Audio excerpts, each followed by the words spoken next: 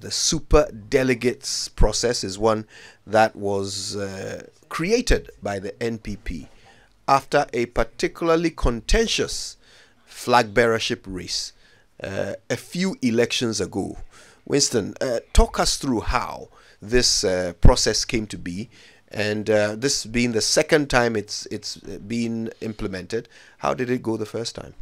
Well, Kojo, so you know that in 2007, but even before 2007, in 1998, for instance, when the NPP went to the polls, you had 6 persons contesting at the time. J. Akufo emerged victorious. You had J. Akufo and Nana Danko Akufo-Addo, who placed second, and Dr. Kofi Knedu Apreku placing third at the time. You had Malik Al-Hassan Yakubu, Reverend John Kodia, and then you had J.H. Mensah, who at the time polled 3 votes. So by 2001, of course, I mean, by 2000, the NPP won the elections. In 2003, Akufo, was acclaimed. I mean, so he had to undergo acclamation. But then by the time he was leaving office in 2007, 17 people wanted to lead the NPP. Now, after the elections, Nana Danko Akufo-Addo won. Of course, it was short of the more than 50% of the votes that were needed at the time.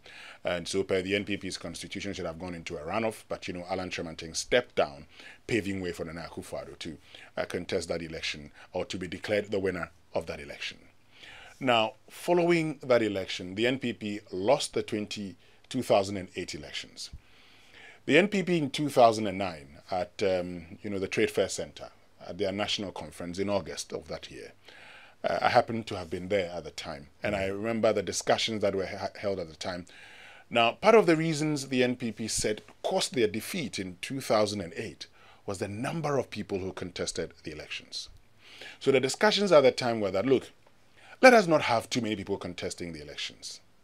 Some said, oh, why don't you just reduce the number to 3? There were a lot of suggestions.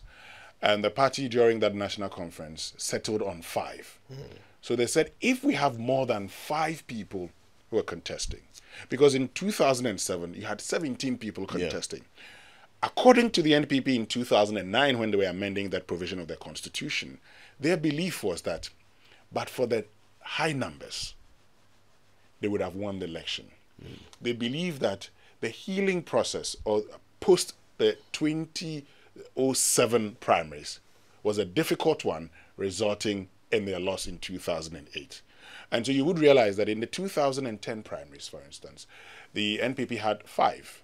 Okay, you had Professor Frimpong Boateng still, contesting at the time. You had Alan Tremanting contesting. You had Nana Akufo-Addo contesting. And then you had Isaac Osei contesting. And Reverend Kodia came back to contest also. So that was 5. Okay, so with 5 persons contesting, the NPP did not need a super delegates conference. So what the NPP decided in 2009 was that if there are more than 5, you have to go for a super delegates congress to reduce the number to 5. And that's why you probably would hear people saying it's not about who wins Saturday's election. It's about who makes it into the top 5. But post 2010, in 2014, this time you had 7 people wanting to lead the NPP into the 2016 general elections. And so as the Constitution says, and if I read just that part of the Constitution to you, I've already, Article 12, I think, yes, Article 12, Clause 5B says, where there are more than 5 contestants for the nomination as the party's presidential candidate, a special electoral college shall cast their vote by secret ballot for the first 5 contestants to be shortlisted. Now that's the key. So the first 5 contestants to be shortlisted. The special electoral college shall comprise the following delegates. Let me just tell you those who will be voting. Okay, those who will be voting. You have the National Council, the National Executive Committee, the Regional Executive Committees, National Council of Elders, members of Parliament, 3 representatives of each of the special organs of the party, past national officers, 3 representatives each from external branches, founding members during the registration of the party at the Electoral Commission, and all NPP card-bearing ministers when the party is in government.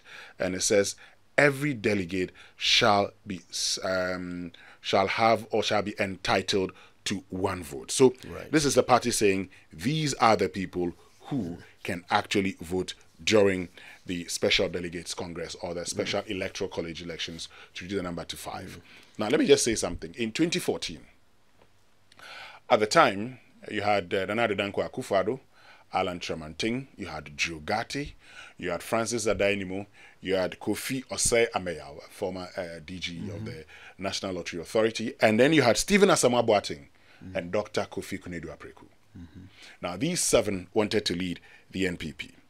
At the end of the polls, this is what happened. Nana Akufo-Addo had over 500 votes. Alan Tremanting had 59.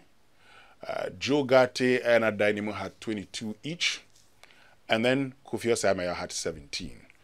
What it meant was that Stephen Asamoah Boateng and Dr. Kofi Konadu-Apreku could not make it into that particular 5.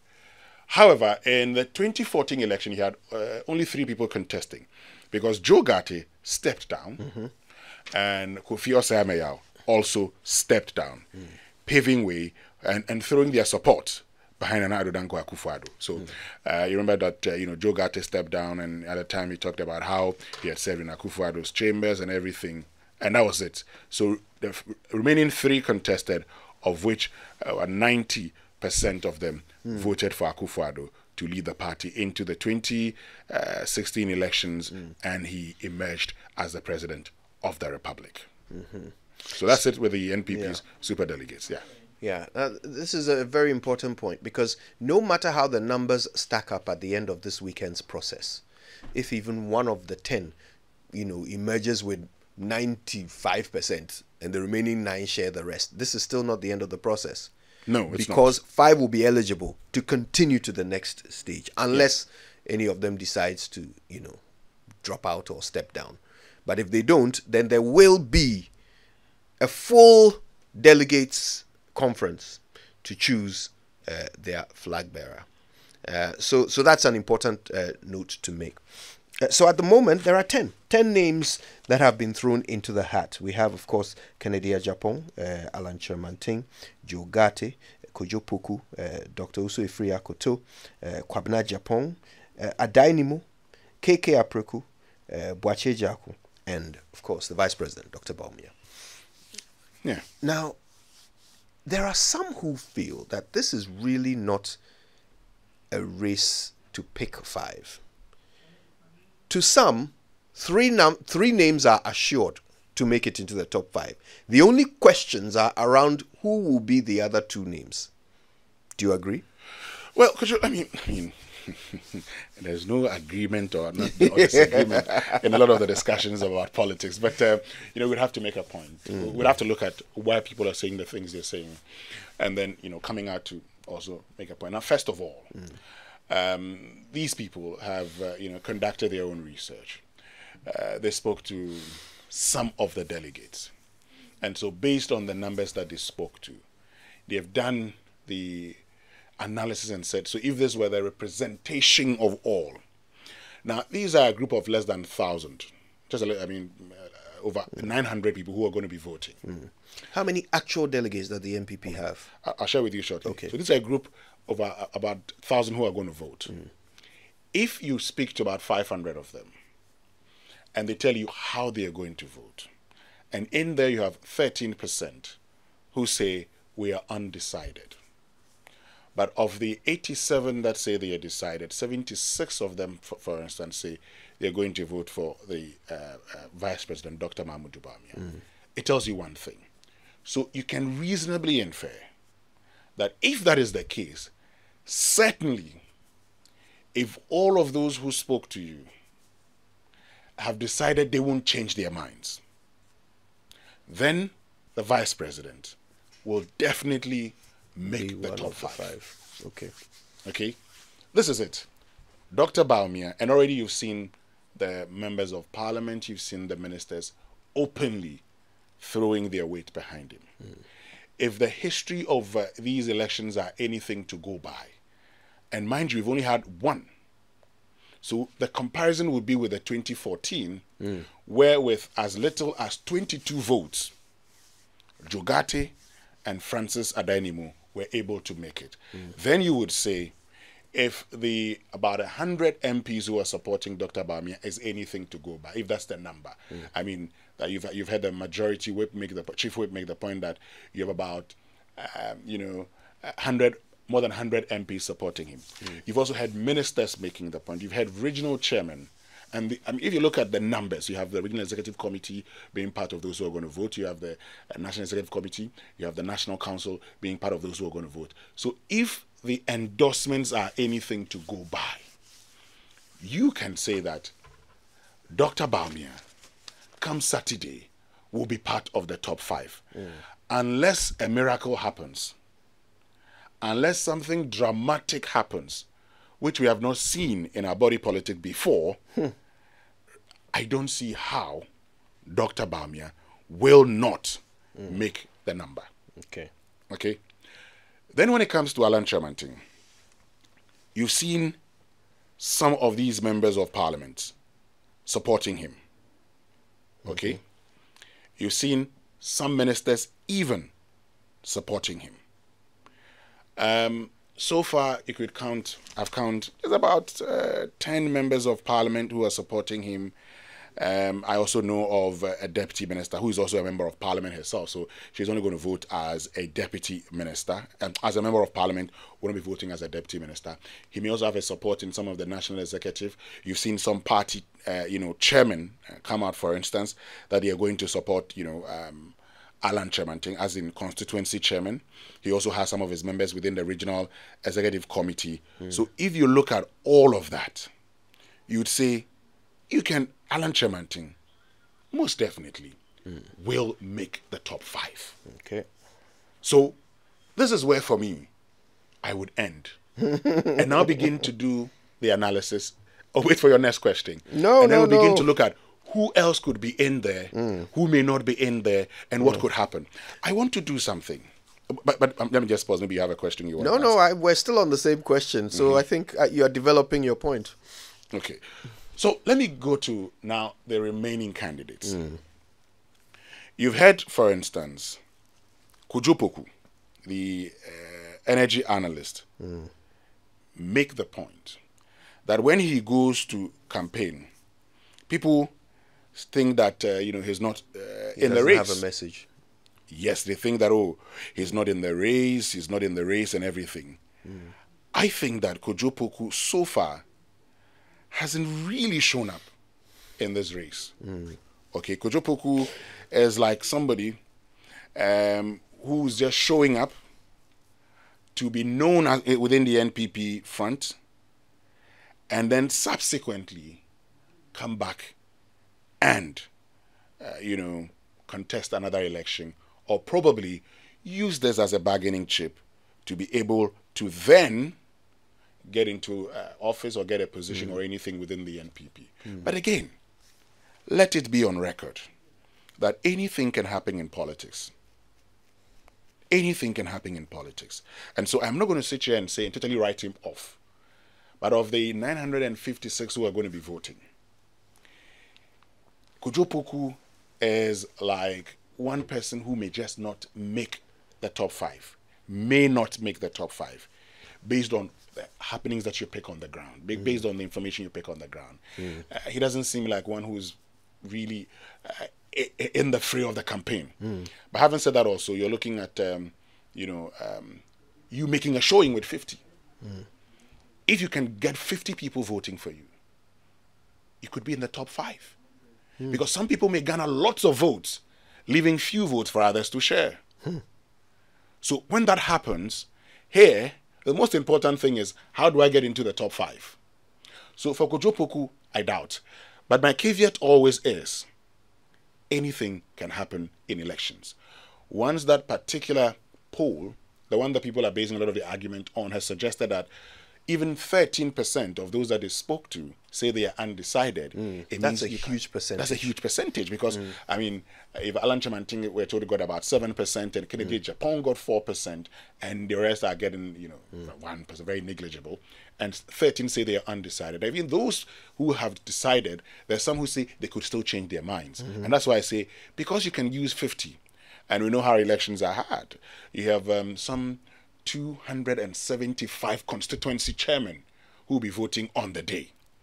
If you could get 50 of them, and when I say if you could get 50 of them, I guess you understand what I'm trying to say. If you can convince 50 of them, in whichever form you can convince them, you could, get into the top 5. Yeah. Having said that, let me go to Dr. Kofi Konadu-Apreku. And if there's one person whose fall in the NPP is worrying, is Dr. Kofi Konadu-Apreku. I say this because in 1998, and you've heard him, you heard him when he spoke with Evans Mensah, talking about how, he had been promoted to associate professor, and he still left to come and serve the interest of the country. As Member of Parliament, Dr. Kofi Konadu, for Offenso North, yes, I think Offenso North, from 1997, to 2009 before he left office. There's one thing. He was the NPP spokesperson on finance. Yes, I recall. So for many people, and he is, one who knows his finance. So for many people, they actually expected Dr. Kofi Konadu-Apreku to be made finance minister when the NPP won the elections in 2000. He didn't get it. But also, in 1998, only at age 44, Dr. Kofi Konadu-Apreku placed third. So he had J. Akufo, about 1,200, Akufo polling about 600 and something, and Kofi Konadu-Apreku polling 52 votes that made him place third, beating stalwarts in the party at the time, like J.H. Mensah, who had only 3 votes. So for many, the feeling was that, and you heard him say, if it's anybody who say a dream, so I should be him.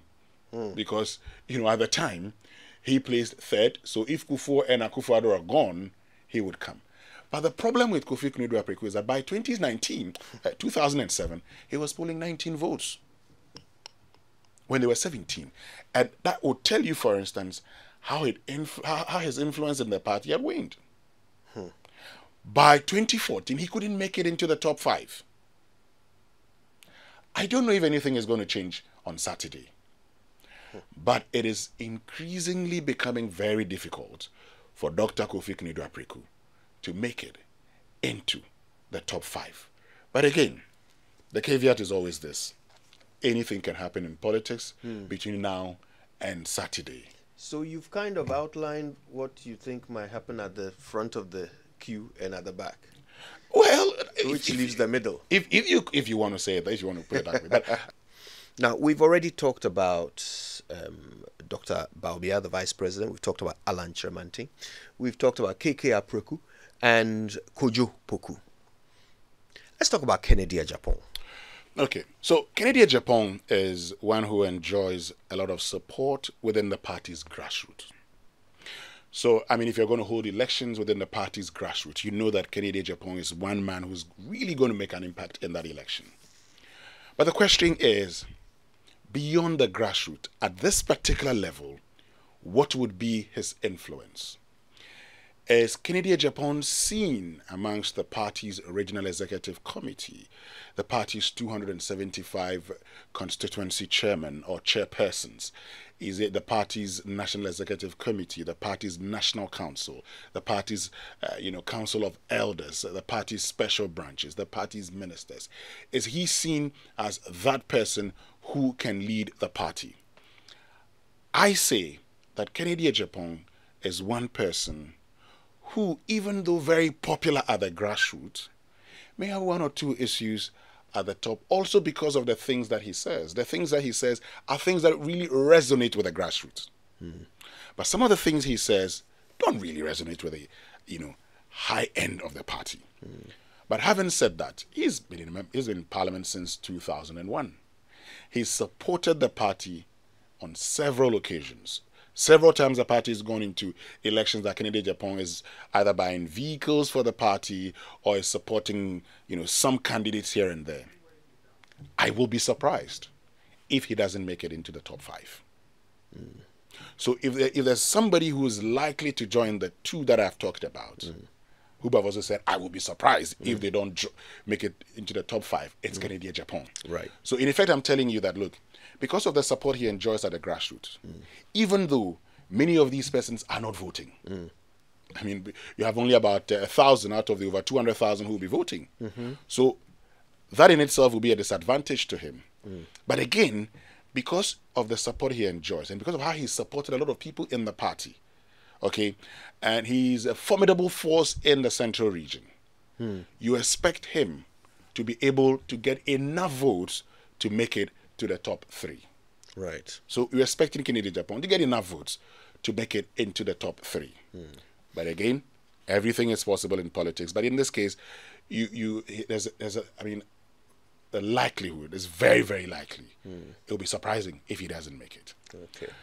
Now, what that means is that if we're going by our analysis, and we have no counter analysis here, so we are going by your analysis, then what that means is that at this point, if we're bearing in mind that we don't have high expectations for KK Apreku or Kojo Poku, and we are most certain, out of all of them, we are most certain about Dr. Bawumia, Alan Kyerematen, and Kennedy Japan. What that means is that the big question marks fall onto Joe Gate, Dr. Owusu Akoto, Kwame Asah-Asante, and Adainimu, as well as Boakye Ejiako. Okay.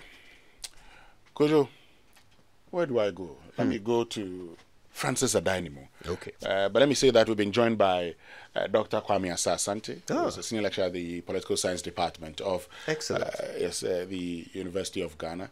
So we could just say good morning to Dr. Asah-Asante. Good morning. Good morning to Commander Winston and Kojo and the rest of the team. It's a pleasure to have you. Good to hear from you guys. In fact, do you want us to compare notes a little bit before we continue? Or do you can compare. You can compare notes. Yeah, Dr. Asah-Asante. Yeah, we want to do some comparison. Winston has been sharing his thoughts. I wonder what yours are. So, what we are picking up is that many people expect the first 3 of the 5 who make it past the post to be a done deal. The first 3 seem to be easily identified. The questions are around the other 2 who might join them. So currently people believe the front runners to be the Vice President, Dr. Bawumia, Alan Kyerematen, and Kennedy Japan. First of all, do you agree with this? I don't. Okay, what are your thoughts? Yeah. But I must say that I have not done quantitative analysis that is going to the field to pick data, but I'm coming at the back of what qualitative analysis, and that's what I'm going to do. Okay. If you look at the 3 that you are talking about, I have no doubt in my mind that they are part of the 5. But the first 3, I believe that you are going to have surprises there. Yes, but I will not concentrate on the 3 because my focus on the 5. Even if you have the first 3, all right, you need the 2 to be able to finish the process as the rules require. Who do you think the other 2 might be? Sorry, the 5. Yeah, who do you think the other 2 might be? If you agree that these 3 will be among the 5, who will the other 2 be? Yeah, the other 2. I can talk about Kwame Japan and I can talk about Boakye Japan. Okay. Yes. But you believe the order in which they will rank might surprise people? Order, I will not go into order now because it doesn't really matter. Because you just need to cross this line first.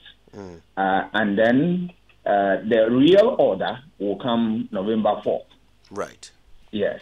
So for now, even if I'm the last person, number 5, yes, I've qualified. This is the qualifying stage. Indeed. Right. So the order doesn't really matter. Some Right. people will tell you that, yes, it matters because if somebody takes a lead and then you see his votes, you are likely to project that if he has garnered a lot of votes, he's likely to carry the day. But that logic could be warped in the sense that, there could be surprises. You can have alliance. You can have all manner of things, and that would change the dynamics. So for now, I'm interested in the 5. So are we. So let's stick to that. We're joined by Evans Mensah. He's the head of the political desk here at Joy News. He's on the phone. Evans, it's a pleasure. Good morning. Good morning, Kojo. Okay, so everybody is sticking their necks out now. We're trying to figure out who the top 5 will be. What does your analysis lead you to? Top 5. If you look at it, definitely you're looking at Bawumia, Alan.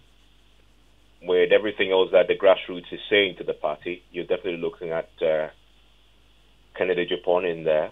I agree. You definitely have to consider Wache Jacko and Kwame Japan in that top 5.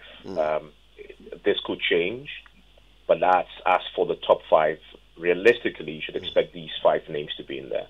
So neither of you thinks Owusu Efiri-Akoto has a chance of breaking the 5? In my top 5, he wouldn't be in my top 5 because if you look at what the delegates' views are on the matter, and remember that the Special Electoral College is made up of the party's elites. So many of his own colleagues in cabinet will be voting. And then you have members of parliament also. Now, that group of individuals, when you come to the decision, a lot of them, from the conversations that we've had and what we've seen, are really aligned when it comes to Dr. Bawumia or Alan. Somebody also has to share the rest. Now, when it comes to it, yeah, he sat in cabinet with some of them, but he hasn't done enough in terms of the visibility, in terms of the talking to his own colleagues to earn that. Also because of his own, if you like, when he was an agric minister, you are looking at issues of competence, right, had come up very strongly. People had questioned what he had done at the ministry. And also his own personality has become an issue for some people. When you talk to the people within the party ranks, his own personality has become an issue for some people. He hasn't rubbed off his own colleagues as the others have over the period. And that is what is counting against him. In the public domain itself, he has attracted a fair bit of controversy around the subjects of controversy and of competence. And even you, Kojo, today joked about the price of plantain, which was a key thing. And for these elite delegates, some of these issues matter. Right. We're going to talk about the delegates in a moment and try and figure out what's going on in their minds. But Winston, you concur so far with the top 5 names being suggested by Dr. Asah-Asante and Evans? No, while I'm not going to name a top 5, I'm going to say that I think that Joe. But why aren't you going to name a top 5? I mean, I have told you that in politics, when it's very close to call, you don't call. We're doing qualitative analysis, and you see, Dr. Asante makes the point. We're doing qualitative analysis. Yes. We haven't said we have gone to conduct a poll. No. And based on the survey that we conducted, this is what the result shows. I mean, just by way of clarity, so people would understand. But this is my point. Somebody like Joe Gatti, I wouldn't write him off. Okay. And I'll tell you why I want to write him off. Okay. Yes, he's currently a member of parliament. He's coming from the Western region, Western and Central region bloc himself. He has a few allies in there. He's been talking to his colleagues. He's been engaging with particularly the constituency chairpersons, because for him, the whole idea is to try and get into the top 5. That's it for all of these persons. Okay. So while you may say, oh, Kwame Japan and the others based on everything may get in there, I would say for the remaining 2, add a Joe Gatti and also add a Dr. Owusu Efiri-Akoto. And I'll tell you why about Dr. Owusu Efiri-Akoto. At the end of the party's constituency elections and everything, Dr. Uswefri Yakoto had some of his people, a significant number of his people in there, even winning the chairmanship race. I know that. There are people I have spoken to who have said, I am an Akoto person. And in fact, there were people who, would call me and say, do you know this guy is Dr. Uswefri Yakoto's person? You know that guy is Dr. Uswefri Yakoto's person. So I am not going to write him off. And I've said something to you, that based on all the analysis, look, you could just get a 50 votes and be part of the top 5. And if you are very resourced, if you are resourceful, you can mobilize and get into the top 5 when you're able to get 50 people in there. And that's where I won't write off someone like Dr. Uswefri Yakoto. He's resourceful. He can get himself in there. I mean, I agree that Boache Jacko, Kwame Jacko. So for me, the real contest would be who fills the remaining 2. The remaining 2 slots. Which would but Kojo, Winston just actually gave you his top 5 because he just added in there for him. I was going to quietly accept. No. I haven't given. He just gave you his top 5. He gave you I have said that. I have said that. For me, too close to call. It is too close to call. So the race for the remaining 2 is a contest among Joe Gatti, Dr. Uswefri Yakoto, Kwame Japon, and Boache Jacko. Right. Now, Dr. Asah-Asante, Kwame Japon is featuring quite strongly in this analysis.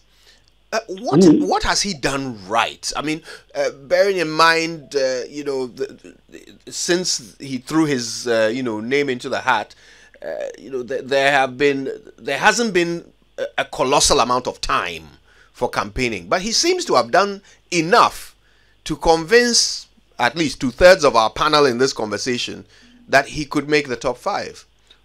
Who are we talking about? Kwame Japon. Kwame Japon. Yes. Kwame has a huge history that follows him. Look at the circumstances surrounding the death of his father.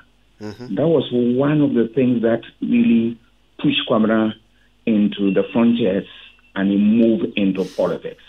I'm sorry to recount on that story, but it's important here.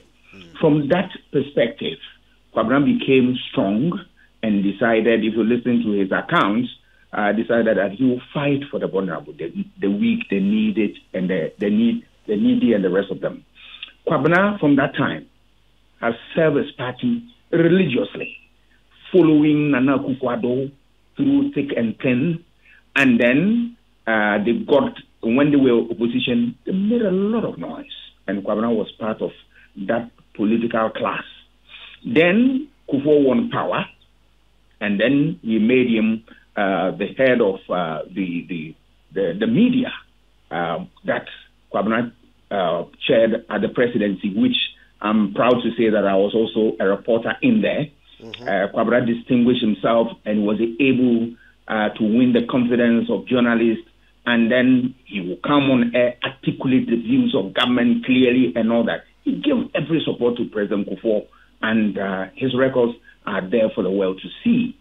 Then he moved into the leadership position of the NPP, and he played his bit, and we saw what happened and the rest of it all.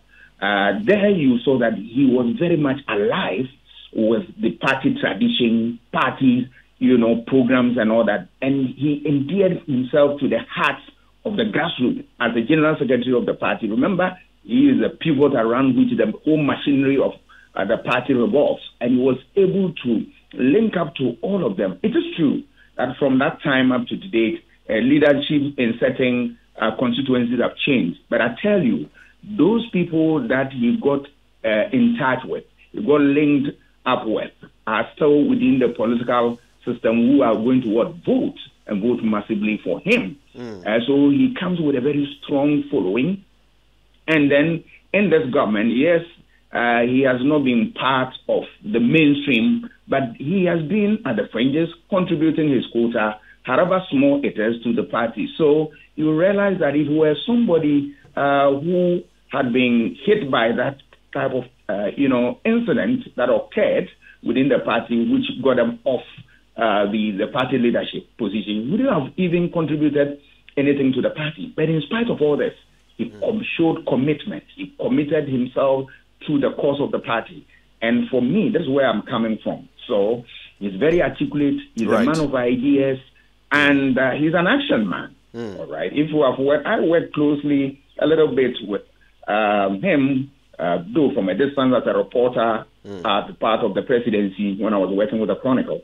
But I saw that, yes, he had organizational skills. Right. Every time that journalists needed things getting closer to the president and all that, he made things very smooth. But if you look at how he even defended the party on radio, TV, and all that. So, all in all, I believe that he's a material that the people cannot ignore. Right. And could you just for a second on Kwame Japan? Yeah. For me, the reason why I put him there is just his middle class appeal, and that factor is important because if you consider we're talking about the special electoral college here. Yeah. That special electoral college represents the NPP's elite. That's the middle class of the NPP, like the middle class of the NPP. Of course, the NPP is, as opposed to the NDC, it's more elitist. But this is the cream of the party. Right. And because of that middle class appeal that he has generally, just watch the launch of his campaign. It was exquisite.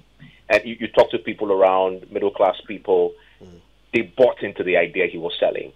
And I believe that will rob off this 900 individuals who are coming together to vote. A lot of them in that class as well. For me, that for me is a key factor to watch, and that's why I place him there. Right. While you're on, Evans, maybe you can make the case for Boakye Ejiakon. Unlike Kwame Japan, he doesn't have the sort of party history or the same sort of party history that Kwame Japan has, which Dr. Asah-Asante highlights. Middle class appeal he probably does have. But what is it that makes him, that puts him past the post in your mind into the top five? It's just the experience it brings to this. And remember the circumstances surrounding his exit was because he really stood his ground. He knows how to take on the system. And he will fall on his own sword if needs be. You need that kind of straight shooter in the ranks of the party. And then you've talked to people in the party, and I've been speaking to the aspirants over this period as they built into the Saturday. And one common theme I have heard all of them talk about is discipline within the ranks of the party. And I don't underestimate that. There's a desire among the rank and file that the party must be disciplined.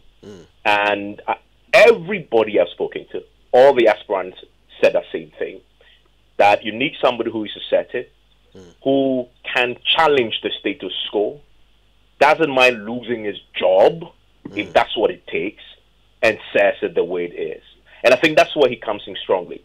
And so if the party is craving for that, somebody who can wield it. And remember, one of the reasons why Nanado himself became so attractive, that is before he became president, was we all held the view that this is a no-nonsense guy who is coming in to shake the system.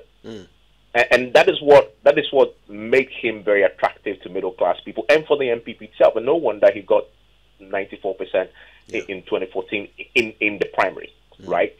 That you also see in Boakye Ejiakon. Yes, he's lost his job, but he lost his job if we talk to him, people around him, that he felt he held his ground in the face of the controversy and the fact that he may lose his job. Right, and for the NPP, they need somebody like that. If they still crave for someone like that. Right. And for me, that's why I put him there also. Okay, now let's talk about the delegates for a minute. Let's try and take a sneak peek into their minds as they get ready to make this big decision. Now, Winston, super delegates are not exactly like voters, regular voters in an election. You will notice that apart from the fact, Ghana is kind of divided among party lines almost equally. So it's the swing voters that make the difference. And swing voters, they tend to want to back a winner. They tend to want to choose the person who they believe will win. Are super delegates the same? Do they have the same sort of motivation, or are they motivated by other things? Well, Kujol, they may be motivated by other things. Of course, everybody would tell you that the reason for voting is because they believe this person can win. But if the 2014 super delegates anything to go by, and Akufo-Addo won that and eventually won the main, presidential primaries and eventually won the national election. But, based on what we are seeing now and based on a lot of the preparation that went into even the polling station elections, you cannot use the super delegates, for instance, to predict what could happen in the November 4th election. Anything can happen. Somebody could win convincingly, but that in itself doesn't mean that that's the end of the road. Okay, but this is the point. For a party in government, when you're going for a conference of this nature, a lot of things can happen. There could be influences, particularly from even the government sources. And so it may not just be voting because we think this person could win. It could also be people being whipped in line to go ahead and vote. Right. Dr. Asah-Asante, Yes. let me ask you this. Do you feel that perhaps the delegates might be thinking of putting certain people through, not because they think they can be the flag bearer, but just as some kind of reward for, being supportive of the grassroots, for example? Yeah, I think that's a good one. But before I do, permit me to just spend a very little time on Boakye-Jarko, why his inclusion is important. If you look at Boakye-Jarko, and Evans has made a lot of sound statements about him, he's a very strong-willed person and a very disciplined to the highest order. And this is a guy who could take the president on issues that he felt that he was right. This is the kind of leader you need. If you look at the NPP now, they don't have that type of leader who will stand up and then challenge the status quo. As it were, there are issues or there are decisions that the president has taken. I would have loved somebody to get up and stand in the face of the president that, Mr. President, you got it wrong. This is the kind of guy that the kind of quality you have in Boakye-Jarko. Apart from that, he's very much experienced in terms of politics, in terms of everything. Look at his position as the deputy, manager of the Bank of New York. A lot of things he did there. His record very much, strong there. If you look at history, you talk about it. You don't know of his history, but he's one of those people who supported the NPP through thick and thin. Is that all the things that they did with the party from the one day of its inception, Boakye-Jarko has been part and parcel of the process. I know that those days President Kufuor would travel to the U.S. and before he became a flag bearer and all that, he was staying in his house, and some of them, they had very fruitful conversation as to the focus and direction of the party. And I can say without fear of contradiction that he is very much, a part and parcel of the big history of the NPP. I've got to say a big apology to our guests because apparently our time is up. Time flies when you're doing analysis. Dr. Kwame Asah-Asante is a senior lecturer, Political Science Department, University of Ghana. Evans Mensah is the head of the politics desk here at Joy News. And of course, Winston needs no introduction. Thank you all so much for helping us wrap our heads around this